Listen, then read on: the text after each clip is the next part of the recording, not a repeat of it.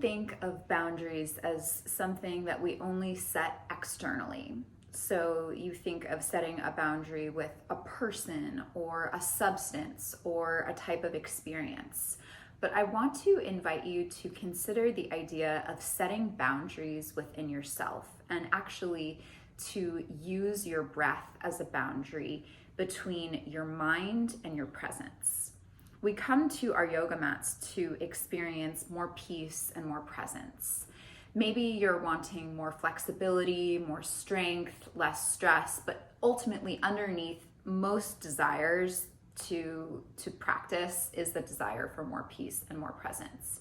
What happens, however, is we come to our mat with the best of intentions, we start to move and breathe, and then our mind starts to cross that boundary of the intention that we've set, and it starts to interfere with our practice and our presence. And so the next time you are on your mat, I invite you to try this practice of using your breath as a boundary. If you notice your mind interfering with your peace, bringing in thoughts of past or future, or really just anything that do not relate to your experience of being on the mat, take a deep breath in and use that breath to dissolve whatever is on the mind and to come back to your senses, to literally come to your senses on the mat, because that's what you set out to do. I often say in my classes, you can spend the rest of the day letting your mind drift, letting your awareness of your breath